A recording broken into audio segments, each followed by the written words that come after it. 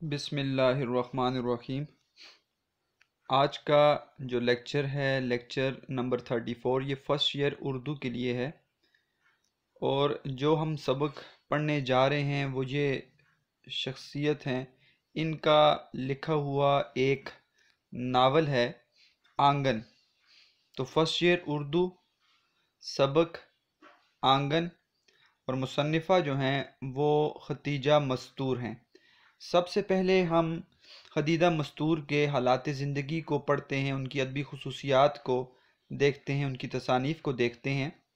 उसके बाद क्योंकि ये आंगन एक नावल है और जो हमारी निसाबी किताब है उसमें आंगन का एक हिस्सा सिर्फ़ यहाँ पर वो लिखा गया है, उससे इक़्तिबास है जो आपकी किताब का हिस्सा है। पूरा नावल इसमें मौजूद नहीं है क्योंकि नावल जो होता है वो काफ़ी तवील होता है, तो पूरा नावल यहाँ पर मौजूद नहीं है, उसका एक इक़्तिबास है। तो इसलिए हमें सबसे पहले तो पस मंज़र देखना पड़ेगा, इस आंगन नावल को देखना पड़ेगा कि इसके अंदर क्या कहानी है। फिर हम इंशाअल्लाह ये जो किताबी सबक है आंगन उसको देखेंगे। तो हो सकता है ये जो लेक्चर है ये दो पार्ट्स में बन जाए, पार्ट 1 और पार्ट 2 में। पार्ट 1 में हम इसका मुख्तसर खुलासा और देख लेंगे सारे का सारा कि इस नावल के अंदर क्या है। फिर हम पार्ट 2 में सबक पढ़ लेंगे और मशकी सवालात देख लेंगे। तो सबसे पहले खतीजा मस्तूर के हालात ज़िंदगी देखते हैं। इनकी पैदाइश 12 दिसंबर 1927 है और वफ़ात 1982 है। खदीजा मस्तूर बरेली के एक पठान घराने से ताल्लुक़ रखती थी। वो लखनऊ में पैदा हुई। उनकी वालदा अनवर जहाँ खुद एक अच्छी शायर और मजमून नवीस थी। इस तरह दोनों बहनों खदीजा मस्तूर और हाजरा मसरूर, ये दोनों बहनें हैं, को इल्मी और अदबी माहौल मिला। खदीजा की इब्तदाई ज़िंदगी सख्त मुश्किलात में गुजरी। इन्होंने अदबी ज़िंदगी की इब्तदा 1936 में अफसाना निगारी से की, लेकिन उनकी असल शोहरत आदम जी इनाम याफ्ता नावल आंगन की वजह से। आदम जी इनाम याफ्ता आदम इंडस्ट्रीज़ की तरफ से ये अदबी जो है वो अवार्ड दिया जाता है, अदब का बड़ा अवार्ड है आदम जी इनाम, आदम जी जो अवार्ड है। तो इस नावल को जो आंगन है इसको आदम जी अवार्ड भी मिला है। इस नावल में उन्होंने समाजी हकीकत निगारी से काम लेते हुए एक पूरे अहद की आवेज़श, ठीक है, और कशमकश, रुकावट, कशीदगी को बड़ी कामयाबी और ख़ूबसूरती से पेश की। क्या में पाकिस्तान के पस मंज़र में बेशुमार नावल और अफसाने लिखे जा चुके हैं। इसका मतलब इसका मौजू तो क्या में पाकिस्तान के बारे में ही है, लेकिन आंगन को ये इम्तियाज़ हासिल है कि इसमें एक मुतवस्सित मुसलमान ख़ानदान की समाजी ज़िंदगी को मौजू बनाया गया। इस नावल का कैनवस और प्लाट, कैनवस भी प्लाट को ही कहते हैं, प्लाट बहुत मुख्तसर है। हम अभी बात करेंगे कि नावल का लुग़वी इस्तिलाही माना क्या है, इसके अज्जाए तरकीबी प्लाट क्या होता है, इस पर इंशाअल्लाह भी बात करेंगे। लेकिन इसके बावजूद ये नावल उस दौर की समाजी और माशी नाहमवारी, बेतरतीबी की एक मुकम्मल और सच्ची तस्वीर पेश करता है। ये एक आम घराने की कहानी है जो सादा और आम फहम अंदाज में बयान की गई है। खदीजा ने अपनी कहानियों में ज़्यादातर औरतों के मसाइल को पेश किया। ये बड़ी अहम बात है, इनका मौजू जो नावलों का है वो औरतों के मसाइल है। उन्होंने इस निज़ाम के ख़िलाफ़ आवाज़ उठाई है जो औरतों को एक ख़ास जबर सख्ती के तहत रखता है। इनका अंदाज़े तहरीर बहुत सादा और दिलकश है। इनकी तसानीफ़ आप देख सकते हैं, आंगन, ज़मीन, बौछार, चंद रोज़ और थके हारे, ठंडा मीठा पानी। अब तादाद तसानीफ़ आपके सामने हैं। इनके अफसानों के 5 मजमूए शाया हुए हैं जिनकी तफसील है खेल 1944 में, बौछार 1946, चंद रोज़ और 1951, थके हारे 1962, ठंडा मीठा पानी 1981। खदीजा मस्तूर के 2 नावल भी छपकर मंजर आम पर आए। पहला नावल जो था वो आंगन था जो 1962 में छपकर सामने आया। इस नावल पर उन्हें आदम जी अदबी इनाम से नवाजा गया, जबकि दूसरा नावल ज़मीन इनकी वफ़ात के बाद 1984 में शाया हुआ है। तो मारूफ तसनीफ़ जो है इनकी, वो सबसे मारूफ जो है और मशहूर है वो है आंगन। हम सबसे पहले नावल को देखते हैं। नावल किसे कहते हैं? नावल इतालवी ज़ुबान के लफ्ज़ नावेला से निकला है। नावेला के मानी है नया, ये लुग़वी मतलब है। लुग़त के एतबार से नावल के मानी नादर और नई बात के हैं, लेकिन इस्तिलाह में सिन्फ़ अदब में इसकी तारीफ़ बुनियादी ज़िंदगी के हक़ाइक़ बयान करना है। तो ये इसका लुग़वी और इस्तिलाही माना हो गया। नावल की अगर एक जामे तारीफ़ की जाए तो वो कुछ यूँ होगी कि नावल एक नसरी किस्सा है जिसमें पूरी एक ज़िंदगी बयान की जाती है, पूरी एक ज़िंदगी बयान की जाती है। नावल के अनासर तरकीबी जिनसे नावल मिलकर बनता है वो कौन से हैं? उसमें कहानी है, प्लाट है, किरदार है, मुकालमे होते हैं, ज़मान और मकान बताया जाता है, ज़माने का तस्करा, उसलूब होता है, नुक्ता नज़र है और मौजू इसके सारे के सारे ये इसके अनासर तरकीबी हैं।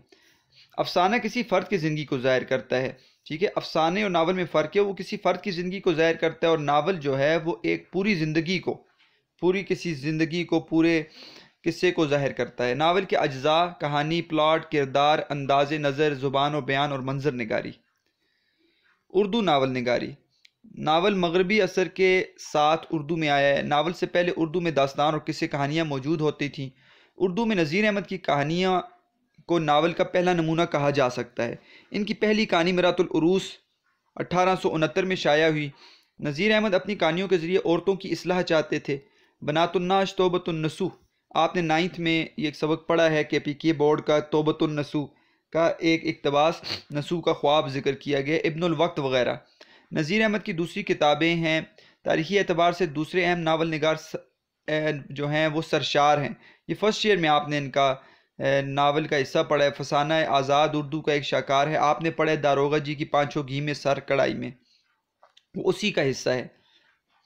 ये 1879 में लिखा गया। शरर ने अपने नावलों के ज़रिए समाज की इस्लाह की। इनका मशहूर नावल फिरदौस बरी हैं, ये 1999 लिखा गया। सजाद हुसैन ने नावलों में ज़ाई रंग का इजाफा किया। हाजी बगलूल, अहमकुद्दीन, मीठी छुरी वगैरह इनके मशहूर नावल हैं। मिर्ज़ा रुस्वा के नावलों से एक नया रंग शुरू होता है। अमराओ जान अदा इनका जिंदा जावेद नावल है।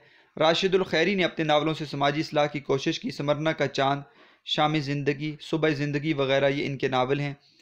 सजाद ज़हीर तरक्की पसंद तहरीक के बानियों में से एक है। इनका नावल लंदन की एक रात बहुत मशहूर है। प्रेमचंद के असर से उर्दू में नावल को तरक्की हुई। बाज़ार हुस्न, चौगाने हस्ती, निर्मला, गोदान वगैरह इनके अहम नावल हैं। कृष्ण चंद्र का नावल शिकस्त बहुत मशहूर हुआ। उन्होंने अपने ज़माने के मसाइल को नावलों के ज़रिए पेश किया। असमत चुगताई का मशहूर नावल टेढ़ी लकीर। उर्दू के जदीद नावल निगारों में कुर्रतुल ऐन हैदर का नाम अहम है। इनके मशहूर नावलों मेरे भी सनम खाने, आग का दरिया, आखिर छप के हम सफ़र वगैरह अहम हैं। नावल के अज्जाए तरकीबी। नावल के अज्जाए तरकीबी क्या हैं? वो क्या चीज़ें हैं जिनका किसी नावल में पाया जाना ज़रूरी है? फ़न के नुक्ते नज़र से जिन चीज़ों का नावल में पाया जाना ज़रूरी है वो ये हैं: किस्सा, प्लाट, किरदार निगारी, मुकालमा निगारी, मंजर कशी और नुक्ता नज़र। अब इन अज्जा का मुख्तसर तारुफ पेश किया जाता है। किस्सा क्या है? किस्सा वो बुनियादी शे है जिसके बगैर कोई नावल वजूद में नहीं आ सकता। कोई वाक़या, कोई हादसा, कोई किस्सा फ़नकार को कलम उठाने पर मजबूर कर देता है। एक ज़रूरी बात, और पढ़ने वाले को ये किस्सा बिल्कुल सच्चा लगना चाहिए। दूसरी बात यह कि किस्सा जितना जानदार होगा, कारी की दिलचस्पी इसमें इतनी ही ज़्यादा होगी। अब ये फ़नकार की ज़िम्मेदारी है कि वो इस दिलचस्पी को बरकरार रखे। इसकी सूरत यह है कि कहानी इस तरह आगे बढ़े कि पढ़ने वाला ये जानने के लिए बेताब रहे कि अब क्या होने वाला है, गोया कहानी पन बरकरार रहे। प्लॉट। प्लॉट किस्से को तरतीब देने का नाम है। प्लॉट किस्से को तरतीब देने का नाम है। एक कामयाब फ़नकार वाक़यात को इस तरह तरतीब देता है जैसे मोती लड़ी में परोए जाते हैं। इन वाक़यात में ऐसा मंतकी तसलसल होना चाहिए कि एक के बाद दूसरा वाक़या बिल्कुल फितरी मालूम हो। वाक़यात एक दूसरे से पूरी तरह पेवस्त हों तो प्लॉट मरबूत या गुठा हुआ कहलाएगा, और ऐसा ना हो तो प्लॉट ढीला ढाला कहलाएगा, जो एक खामी है। अमराओ जान अदा एक नावल है, उसका प्लॉट जो है वो कसा हुआ है, जबकि फसाना आज़ाद जो आपने पढ़ा है फर्स्ट ईयर के अंदर उसका हिस्सा, उसका प्लॉट ढीला डाला है। नावल में एक किस्सा हो तो प्लॉट सादा कहलाएगा, एक से ज़्यादा हो तो मुरक्कब, जैसा कि अमराओ जान अदा मुरक्कब है। कुछ दिनों बहस चली कि प्लॉट का होना ज़रूरी भी है या नहीं। हमारी ज़ुबान का नावल शरीफ ज़्यादा बग़ैर प्लॉट के वाहिद नावल है, लेकिन असलियत यह कि प्लॉट के बग़ैर कामयाब नावल का तसव्वुर मुमकिन नहीं। किरदार निगारी। किरदार निगारी नावल का अहम जुज़्व है। नावल में जो वाक़यात पेश आते हैं इनके मरकज़ कुछ जानदार होते हैं। ज़रूरी नहीं कि ये इंसान ही हो, हैवानों से भी काम लिया जा सकता है। ये अफराद किस्सा किरदार कहलाते हैं, करैक्टर्स जिनको हम कहते हैं। ये जितने हकीकी यानी असल ज़िंदगी के करीब होंगे, नावल उतना ही कामयाब होगा। किरदार दो खानों में तकसीम किए जाते हैं, एक पेचीदा राउंड, दूसरा स्पॉट फ्लैट। इंसानी हालात के साथ तब्दील होता है। जिन किरदारों में इर्तिका होता है यानी जो किरदार हालात के साथ तब्दील होते हैं वो राउंड कहलाते हैं। जैसे मिर्ज़ा हादी रुस्वा के अमराओ जान और सुल्तान मिर्ज़ा ये किरदार हैं। अमराओ जान अदा के दो किरदार हैं इस नावल के, सुल्तान मिर्ज़ा और मिर्ज़ा हादी रुसवा। इस तरह के किरदार जीते जागते किरदार कहलाते हैं और अदब की दुनिया में अमर हो जाते हैं। जो किरदार इर्तिका से महरूम रह जाते हैं, पूरी नावल एक ही से रहते हैं, वो स्पॉट कहलाते हैं। नज़ीर अहमद के मिर्ज़ा ताहिर बेग और सरशार के खोजी, खोजी आपने पढ़ा है, खोजी इसकी मिसाल है। ये दिलचस्प हो सकते हैं मगर सचमुच के इंसानों से मिलते जुलते नहीं हो सकते। मुकालमा निगारी, मुकालमा निगारी पर भी नावल की कामयाबी और नाकामी का बड़ा हद तक दारोमदार होता है। नावल के किरदार आपस में जो बातचीत करते हैं वो मुकालमा कहलाती है। इसी बातचीत के ज़रिए हम इनके दिलों का हाल जान सकते हैं और इन्हीं के सहारे किस्सा आगे बढ़ता है। मुकालमे के सिलसिले में दो बातें ज़रूरी हैं। एक तो ये कि मुकालमा गैर ज़रूरी तौर पर तवील ना हो कि कारी पढ़ने वाला उन्हें पढ़ने में उकता जाए। दूसरी बात इससे भी ज़्यादा ज़रूरी है, वो ये कि मुकालमा जिस किरदार की ज़ुबान से अदा हो रहा है उसके हस्बे हाल हो। मंजरकशी, मंजरकशी से नावल की दिलकशी और तासीर में इजाफा हो जाता है। मंजर हम जैसे लिखते हैं किसी भी कहानी के अंदर बयान किया जाता है। मंजरकशी कामयाब हो तो झूठा किस्सा भी सच लगने लगता है। जैसे अमराव जान अदा में मिर्ज़ा रुसवा ने खानम के कोठे का नक्शा ऐसे कामयाबी के साथ खींचा है कि पूरा माहौल हमारे पेश नज़र हो जाता है। उर्स, मेले, नवाब सुल्तान की कोठी का जिक्र है तो ऐसा कारगर कि लगता है कि हम खुद वहाँ जा पहुँचे हैं। प्रेमचंद को भी मंजर निगारी में बड़ी महारत हासिल है। शरर और तबीब के नावलों में भी ये कमज़ोरी नुमायाँ है। नुक्ता नज़र, नुक्ता नज़र जिस्म में खून की तरह फनकार के कलम से निकली हुई एक एक सतर में जारी उसारी होता है। हर इंसान और ख़ास तौर पर फ़नकार कायनात और इसकी हर शय को अपने ज़ाविया निगाह से देखता है। जब वो किसी मौजू पर कलम उठाता है तो गोया इस पर अपने ख्यालात का इजहार करता है और अपना नुक्ता नज़र वाज़े करता है। गर्ज़ कि हर तख्लीक के पीछे कोई नुक्ता नज़र कार फरमा होता है और सिर्फ इसी की खातर तख्लीक का कर्ब झीलता है। मौलवी नज़ीर अहमद ने इब्नुल वक्त ये वाज़े करने के लिए लिखा कि बेसोचे समझे नकाली इंसान को ज़लील ख्वार कर देती है। इनका हर नावल इस्लाही नुक्ता नज़र का हामिल है, इसलिए मौलवी नज़ीर अहमद को इस्लाही नुक्ता नज़र से देखा जाए तो उनको पता चल जाएगा।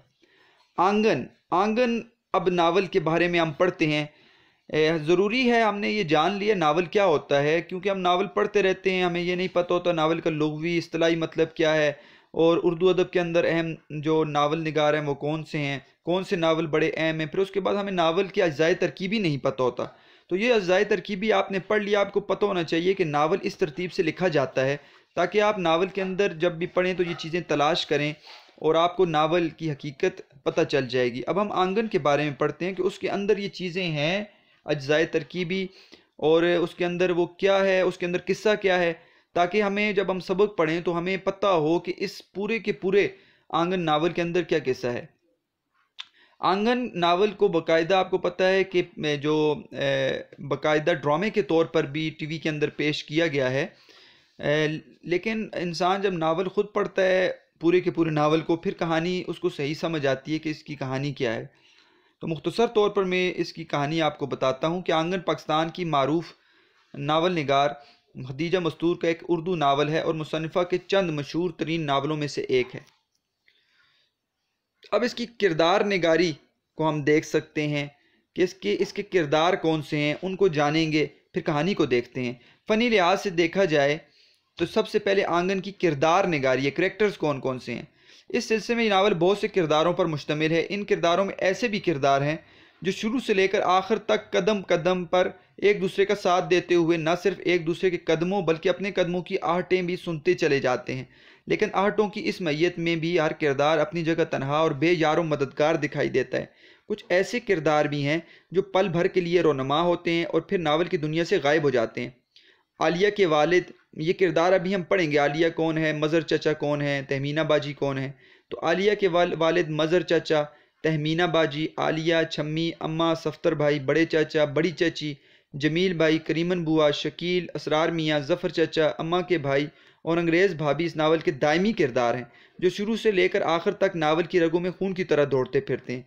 लेकिन इसके अलावा राय साहब, कसम दे दी, श्याम, श्याम के वालिदैन, थानेदार का बेटा मंजूर, सफ्तर भाई की माँ सलमा, बड़े चाचा की बेटी, डैम फूल कहने वाला अंग्रेज़ अफसर, मिसेस हार्वर्ड, नजमा और दादी अम्मा आंगन के ज़िमनी किरदार हैं। ये गायब हो जाते हैं, थोड़ा सा इनका हिस्सा है, बाकी इनकी ऊपर कहानी नहीं है। सबसे पहले हम चंद अहम और बड़े किरदारों का जायज़ा लेते हैं। अब आप किरदारों को समझें और इनमें से काफ़ी किरदार जो हैं हमारे सबक का हिस्सा भी हैं। आलिया, आलिया ये जो है ये नावल की हीरोइन है और सारी कहानी आलिया के किरदार के गिर्द घूमती हुई नज़र आती है। मुसन्फ़ा ने बड़े खूबसूरत अंदाज में इस किरदार को तराशा है। ये एक खूबसूरत तालीम याफ्ता लड़की है, बेसहारा होने के बाद अपने बड़े चचा के घर में आ जाती है और आखिर में पाकिस्तान आकर एक कामयाब औरत बनती है। इस किरदार की मुकम्मल नफ्सियाती कैफियत मुसन्निफ़ा ने वाज़ेह करते हुए किरदार का नफ्सियाती तज्ज़िया खूबसूरती से पेश किया है। आलिया दरअसल एक जहनी कशमकश का शिकार नज़र आती है। तहमीना बाजी एक किरदार है, उन्होंने खुदकुशी की है। हम देखेंगे तहमीना बाजी का किरदार पढ़ेंगे तो उन्होंने खुदकुशी क्यों की हमें पता चल जाएगा। तहमीना बाजी की खुदकुशी के वाक़े के बाद उसे एक तरह मर्दों से नफ़रत हो गई है और वो मर्दों से दूर रहती है। इसलिए बड़े चचा के घर में आने के बाद जब जमील भैया उसकी तरफ मोहब्बत का हाथ बढ़ाते हैं, ये इसके चचा का बेटा है जमील भैया, तो वो उसे ठुकरा देती है। लेकिन दूसरी तरफ एक औरत होने की वजह से उसकी ख्वाहिश है कि उसे चाहा जाए और एक मर्द की मोहब्बत को ठुकराने के बाद भी मुकम्मल नज़रअंदाज नहीं कर सकी। जब वो पाकिस्तान जाने के लिए रवाना होती है तो उसकी हालत से उसकी कैफियत का बखूबी अंदाज़ा होता है। वो चाहती है कि कम से कम जमील उसकी तरफ देख तो ले, उससे बात तो कर ले, और इसी जहनी कशमकश को बड़े खूबसूरत अंदाज में मुसन्निफ़ा ने पेश किया है। इसके अलावा वो अपनी माँ की भरपूर नफ़रत के बावजूद वो बड़े चाचा से मोहब्बत रखती है। घर में असरार मियाँ के साथ होने वाला नारवा सलूक पर उसका दिल कुढ़ता है, जो उसको एक अच्छे जहन और नरम दिल का किरदार साबित करता है। उसमें कोई शक नहीं कि किरदार उर्दू अदब का जिंदा जावेद किरदार है, जिसमें मुसन्निफ़ा ने फ़न किरदार नगारी के तमाम उसूलों को बरता है। ये अहम किरदार है आलिया का। जमील भाई एक कमज़ोर किरदार है। कभी कभी तो महसूस होता है कि वो नावल का हीरो है, लेकिन हीरो होने के बावजूद एक आम सा किरदार है जिसमें एक अच्छा मर्द होने की कोई खसूसियत नहीं। बिल्कुल आम मर्दों की तरह पहले छम्मी से मोहब्बत करता है। ठीक है, छम्मी और आलिया आपस में कज़न हैं और ये जमील भाई भी इनका कज़न होता है। लेकिन जब आलिया घर में आती है तो उसकी खूबसूरती से मुतासर होकर आलिया से मोहब्बत करने लगता है। इस तरह यही बात इसे एक कमज़ोर किरदार साबित करती है। दूसरी तरफ आलिया के बार बार ठुकराने के बावजूद भी वो उसके पीछे पड़ा रहता है। घर की हालत से काफ़ी तंग आ चुका है। बड़े चाचा से नज़रियाती इख्तलाफ है, इसलिए मुस्लिम लीग का हामी है। ये मुस्लिम लीग का होता है और अपने ही वालिद जो हैं वो कांग्रेस के होते हैं, और घर के अंदर इख्तलाफ होता है। कांग्रेस और मुस्लिम लीग दो पार्टियां हैं, आपको पता है। कांग्रेस हिंदुओं की पार्टी और मुस्लिम लीग मुसलमानों की पार्टी थी, और घर के अंदर इख्तलाफ नज़र आता है। छम्मी का किरदार नावल के खूबसूरत और अच्छे किरदारों में से है। छम्मी शुरू से बड़े चाचा के घर बड़ी हुई है। इससे ही शदीद एहसास है कि वालिद उसका हक अदा नहीं कर रहा। इसे अनपढ़ रह जाने का भी सदमा है। नावल निगार ने इस किरदार का नफ्सियाती तजिया बड़ी खूबसूरती से पेश किया है। छम्मी अपने हालात ज़ीस्त के तहत, ज़ीस्त कहते हैं ज़िंदगी को, के तहत रद्दअमल के तौर पर बाग़ियाना रवैया अख्तियार कर लेती है। तो इसकी बातों से भी आपको लगेगा कि छम्मी का कैसा रवैया है। वालिद के रवैये को जहन में रखते हुए यहाँ तक कह देती है कि क्या शादी का मकसद यही है कि लोग जो हैं वो बच्चे पैदा करते हैं। तो ऐसी बात भी ये कर देती है। तहमीना बाजी आलिया की बहन है। अपनी फूफी के बेटे सफ्तर से बहुत ज़्यादा मोहब्बत करती है, लेकिन अपनी माँ के डर के मारे उसका बरमला इजहार नहीं कर सकती और मोहब्बत का सारा सिलसिला पसे पर्दा चला जाता है। तहमीना बाजी की मोहब्बत में इतनी शिद्दत है कि जब इसकी शादी दूसरे आदमी से कर दी जाती है तो वो खुदकुशी कर लेती है, जिसका असर आलिया के जहन पर आखिर तक रहता है। तहमीना बाजी समाज और मोहब्बत के दरमियान पिस कर रह जाने वाला किरदार है। सफ्तर भाई का जहाँ तक ताल्लुक है तो नावल निगार ने इसका नफ्सियाती तजिया बड़ी चाबकदस्ती से पेश कर दिया है। अम्मा के नारवा सलूक से तंग आकर उसके अलीगढ़ जाने के बाद यूँ लगता है कि सफ्तर भाई ने सुख का सांस लिया है। इसकी खुदी और खुददारी यहाँ तक जाग उठती है कि वो तहमीना के अबू की तरफ से भेजी हुई रकम भी वापस कर देता है। इसकी शख्सियत के नेहा गोशों में छुपा हुआ जज्बा रद्द अमल इसे ऐसा करने पर उकसाता है। वो वापस आने का नाम भी नहीं लेता और यही उसकी नफ्सियाती कैफियत के नशेब व फराज हैं। इसके अलावा यतीम होने की वजह से ये किरदार एहसास कमतरी का भी शिकार नजर आता है, लेकिन मोहब्बत के मामले में वो किसी किस्म की बगावत से कासिर है और मैदान जंग जो है वो छोड़कर भाग जाने में अपनी आफियत महसूस करता है। बड़े चाचा जमील के वालिद हैं। बड़े चाचा उस वक्त के हिंदुस्तानी मुसलमानों की एक मुकम्मल तस्वीर है। अपनी सियासी सरगर्मियों की वजह से वो अपनी औलाद से दूर हो गए क्योंकि कांग्रेस के हामी होते हैं और इसके रद्दअमल के तौर पर घर के ज़्यादातर लोग इनसे नफरत करते हैं, यहाँ तक कि उनकी अपनी औलाद भी इनके नज़रियात की मुखालिफ नज़र आती है। लेकिन वो एक सच्चे कांग्रेसी हैं और जिस राह का उन्होंने इंतखाब किया है उस पर डटे हुए हैं, यहाँ तक कि उनकी जान भी इसी राह में चली जाती है।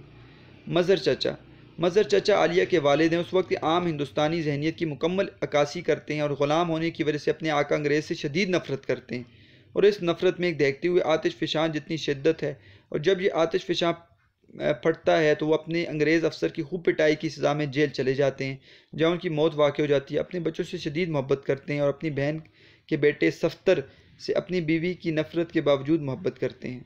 कसमदेदी का किरदार नाकाबिल फरामोश ज़िमनी किरदार, जो एक हिंदू बेवा है, समाज के हाथों मजबूर है, क्योंकि बेवा होने के बाद इससे ज़िंदा रहने के तमाम ख्वाहिशात छीन ले गए हैं और वो मुर्दा लाश की तरह ज़िंदगी गुजार रही हैं। इसका किरदार तमाम तर नफ्सियात के साथ इस नावल में हरकत अमल करता दिखाई देता है। अपने खामन की याद में कौन गली गयो शाम बतावे कोई, और जो में जानती बिछड़त हूँ पिया घूंघट में आग लगा देती, जैसे बोल इसकी नफ्सियाती कैफियत की तर्जुमानी और कासी करते हैं। असरार मियाँ के बारे में बताया गया वो किसी दाश्ता के बेटा है, चुनाचे नावल निगार ने इसे नफ्सियाती तौर पर दबा दबा सा दिखाया है और वो हर वक्त दुकान पर रहता है या बैठक में पड़ा रहता है, घर वाले से अच्छी नज़रों से नहीं देखते, वो इंतहाई एहसास कमतरी का शिकार दिखाई देता है। करीमन बुआ, अगर सब घर वाले नाश्ता कर चुके हों तो मुझे भी नाश्ता भिजवा दीजिए। ये वो इल्तिजा जो इसरार मियाँ रोज़ाना ही नहीफ सी आवाज़ में गदागरों की तरह करते रहते हैं। इस घर के रहने वालों ने इसरार मियाँ को यकीन दिला रखा है कि वाकई तुम किसी दाश्ता के बेटे हो, और वो अपने इस लक़ब पर साबिर व शाकिर दिखाई देते हैं। यही वजह है कि वो नफ्सियाती तौर पर शायद अपने आप को गदागर ही समझते हैं। घर वालों के साथ आमने सामने बात करने का तसव्वुर भी नहीं कर सकते। आलिया जब एक मौके पर इसरार मियाँ से बात करना चाहती है तो वो ये कहते हुए बाहर की तरफ भागते हैं कि पर्दा है बेटा। इस तरह खदीजा मस्तूर ने अपने इस किरदार का नफ्सियाती तज़किया भी बड़ी फ़नकारी के साथ पेश किया है। तो मजमूई तौर पर अगर देखा जाए तो किरदार नगारी करते हुए मुसन्फ़ा ने फ़नी किरदार नगारी के उसूलों को बड़ी कामयाबी और फ़नकारी से निभाया है। उन्होंने किरदार नगारी अदा करते हुए हर किरदार की फ़ितरत और हैसियत का ख़ास ख्याल रखा है। किरदारों के अमल से इनकी फ़ितरत, हैसियत और अहलियत ज़ाहिर होती है, जिसमें इंसानी जज्बात और नफ्सियात और एहसासात की हलचल और गहमा गहमी महसूस की जा सकती है। खदीजा मस्तूर ने हर किरदार के दिलो दिमाग में झांक झांक कर देखा है, इस तरह इसे जो कैफियत नज़र आती है हू बहू बयान कर दी है। मुकालमा निगारी देखते हैं, इसके अंदर मुकालमे किस तरह के पेश किए हैं खदीजा मस्तूर ने। तो फ़नी नुक्ता नज़र से मुकालमा निगारी भी एक अहम खुसूसियत समझी जाती है। नावल निगार ने कहीं तो इस नावल को पेश करने में बयानिया अंदाज़ अपनाया है और कहीं इसके साथ फ़न मुकालमा निगारी को भी बयान किया है। आपस में जो बातचीत होती है वो मुकालमा निगारी कहलाती है। मुकालमा निगारी करते वक्त खदीजा मस्तूर ने किरदारों की जहनी हैसियत और कैफियत का खूब ख्याल रखा है। इनके लिखे हुए सभी मुकालमे किरदारों की शख्सियत, पसंद और नापसंद और मोहब्बत और नफ़रत की भरपूर इक्कासी करते हुए आपको दिखाई देते हैं। मिसाल के तौर पर कसमदेदी का खामन वतन की आज़ादी के लिए कुर्बान हो जाता है तो कसमदेदी आलिया की माँ से कहती है, इन्हें अगर मुझसे मोहब्बत होती तो कभी ना जाते, इन्हें तो सिर्फ अपने देश से मोहब्बत थी। इस तरह मिसेज़ हार्वर्ड की गुलाबी उर्दू से भी अंदाज़ा होता है कि वाकई कोई अंग्रेज़ खातून बोल रही है। यही वो मुकाम है जहाँ इस नावल के मुकालमे इंतहाई फितरी मालूम होने लगते हैं। मिसाल के तौर पर, हम आप लोगों से मिलकर बहुत खुश हुआ, जैसे वो अंग्रेज़ कहते हैं ना खुश हुआ, तो ये भी खुश हुआ यहाँ पर कहा गया। तुम हमारे पास बैठना मांगता लिया, तो इस तरह का इन्होंने यहाँ पर मुकालमा ज़िक्र किया। इसके अलावा गुस्से की वजह से फितरी ज़रूरत के तहत गुस्सीले किरदार एक दूसरे के मुकाम का पास नहीं रखते। मसलन जब बड़ी चची कहती हैं, अरे इसके बाबा को होश ही कहाँ जो इसके 2 बोल पढ़ा कर ठिकाने लगा दे, तो छम्मी यूँ जवाब देती है, जिसे शौक़ हो वो ख़ुद अपने 2 बोल पढ़वा ले। इसलिए हम कह सकते हैं कि मजमूई तौर पर नावल आंगन में हर किरदार गुफ्तगू मौका महल के मुताबिक है। किरदारों का एक एक लफ्ज़ इनकी नफ्सियाती कैफियत और जहनी हैसियत के ऐन मुताबिक है। चुनांचे हम इस नतीजे पर पहुँचते हैं कि इस नावल की मुकालमा निगारी फितरी तकाज़ों से मेल खाती है। प्लॉट, नावल का प्लॉट वो मैंने आपको बताया है कि वो ऐसा है जैसे हार होता है उसके दाने होते हैं। तो लाजमी बात है जैसे कि किसी भी जो मोती होते हैं हार के, वो आपस में मिले हुए होते हैं, मरबूत होते हैं, तो प्लॉट भी ऐसा आपस में स्टोरी जो है कहानी मिली होनी चाहिए। नावल के प्लॉट पर गौर किया जाए तो ये बात खुलकर सामने आ जाती है कि नावल का प्लॉट भी फ़नी उसूलों के ऐन मुताबिक तरतीब दिया गया है। जैसे कि नावल की पूरी कहानी किस्सा दर किस्सा होने के साथ साथ जंजीर की कड़ियों की तरफ बाहिम मुंसलिक है। सभी हालात और वाक़यात यके बाद दीगरे एक तसलसल के साथ रहनुमा होते चले जाते हैं। इस तरह नावल के प्लॉट में ख़ास तरह का रब्त व ज़ब्त पैदा हो गया। पूरे प्लॉट में कोई किस्सा फालतू या बेजा दिखाई नहीं देता। प्लॉट का फ़नी कमाल ये है कि अगर इसमें कोई छोटा सा वाक़या भी निकाल दिया जाए तो पूरी कहानी एक खला और खलीज का शिकार होकर रह जाएगी। हर वाक़े का अपनी जगह हस्बे ज़रूरत होना इस नावल के प्लॉट की एक अहम फ़नी खुसूसियत है, जो नावल निगारी की फ़हम व फ़रासत व फ़नकारी और पुरकारी का नतीजा है। फ़नी लिहाज से ये इंतहाई अहम और बुनियादी खूबी समझी जाती है। मंजर निगारी, मंजर निगारी को फ़नी हैसियत से भी किसी भी कहानी में एक बुनियादी हैसियत हासिल होती है, लेकिन हम ये देखते हैं कि इस नावल में कुदरती मंजर कशी ना होने के बराबर है। सिर्फ सामने वाले दरख्तों से उल्लू के बोलने की आवाज़ आती रहती है और दरख्तों के झुंड कुदरती मंजर की एक झलकी सी पेश कर देते हैं। इसके अलावा एक मौके पर रात के वक्त आसमान पर चांद चमक रहा है और ऐसे में परिंदे उड़ रहे हैं, जो एक नामुकम्मल और काबिल गिरफ्त मंजर है कि रात के वक्त परिंदे कब उड़ते हैं। उसलूब।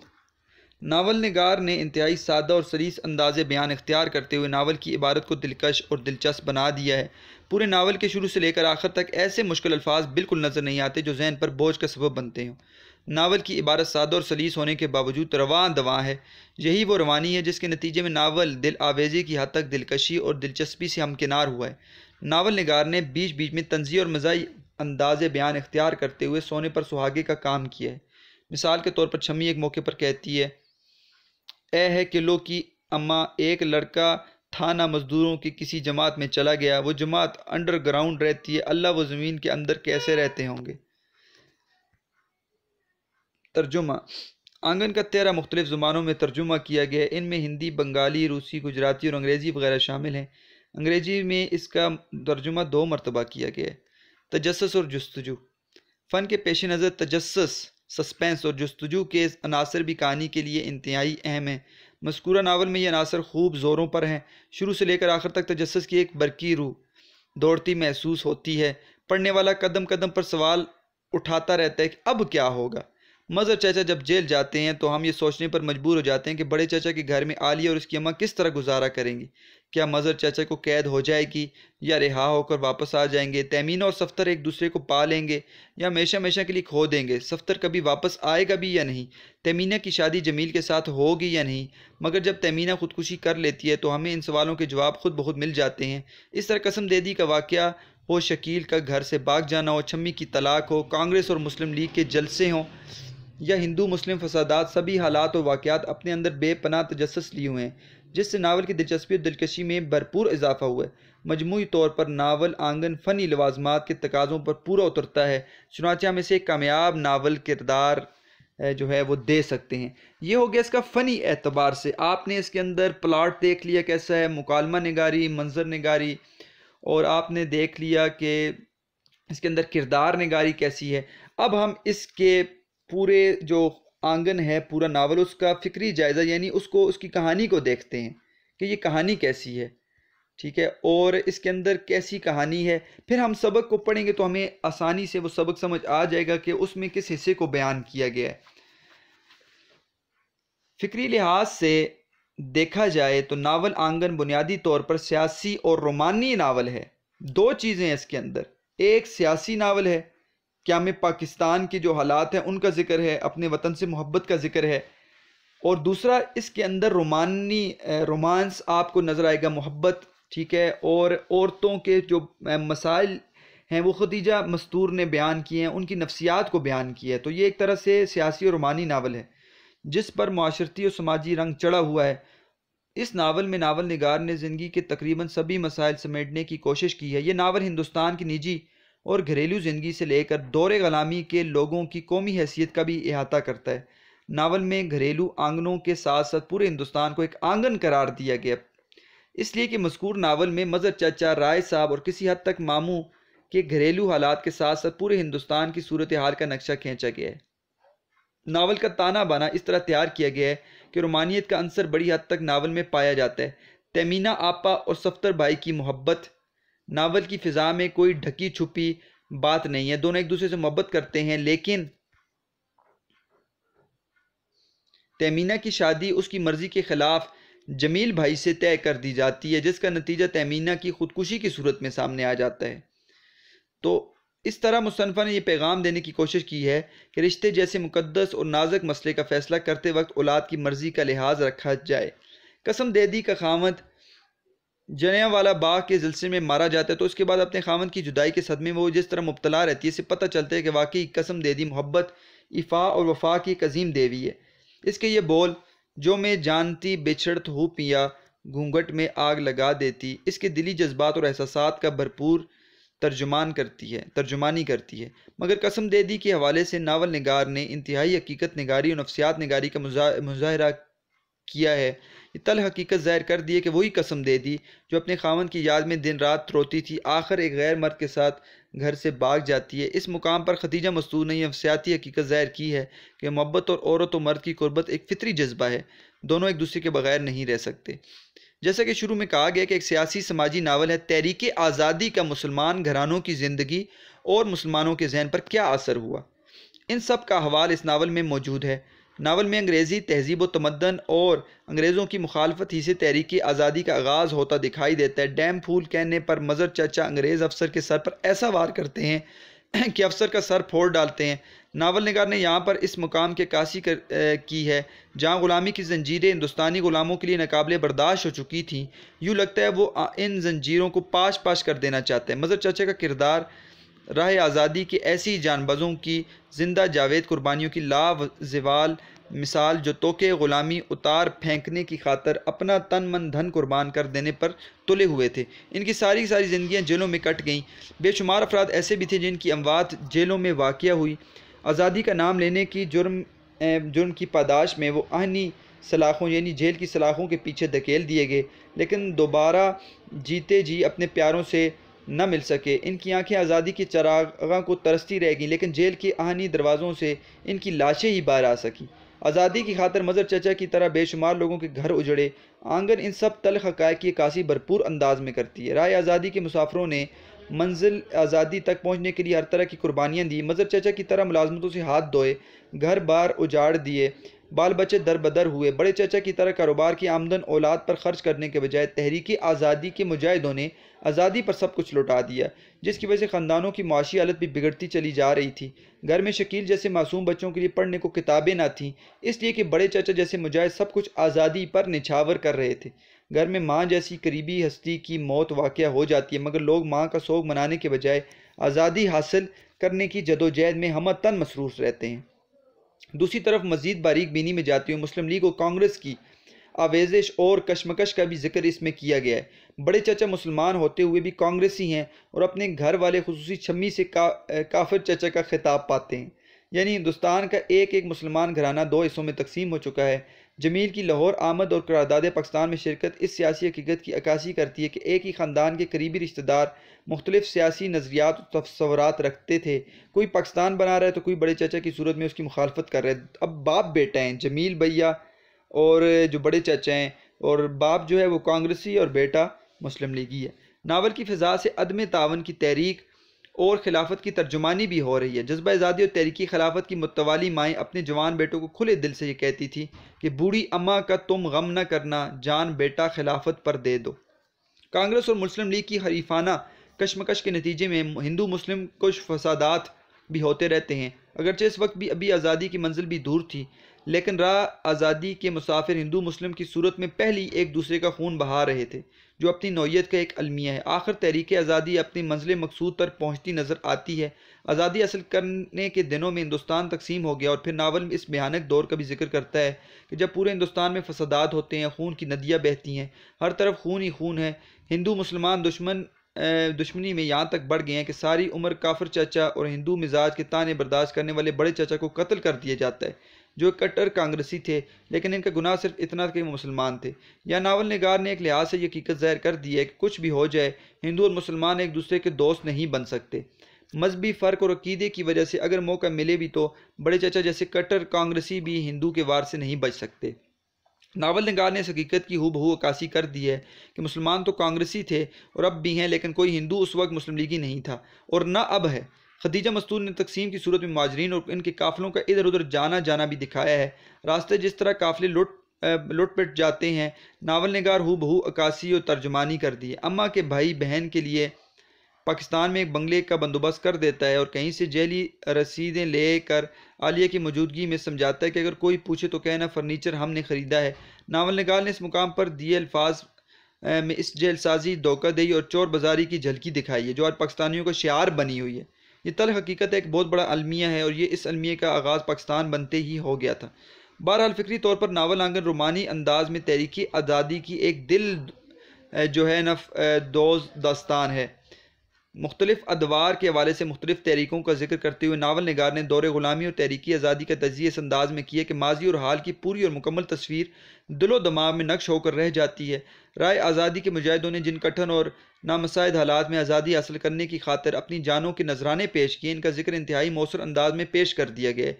मगर सवाल ये पैदा होता है कि आया इन मुजाहिदों शहीदों ने जो आज़ादी अमानत के तौर पर हमारे पास छोड़ी है, हम इसकी हिफाजत में कहाँ तक मुखलिस हैं?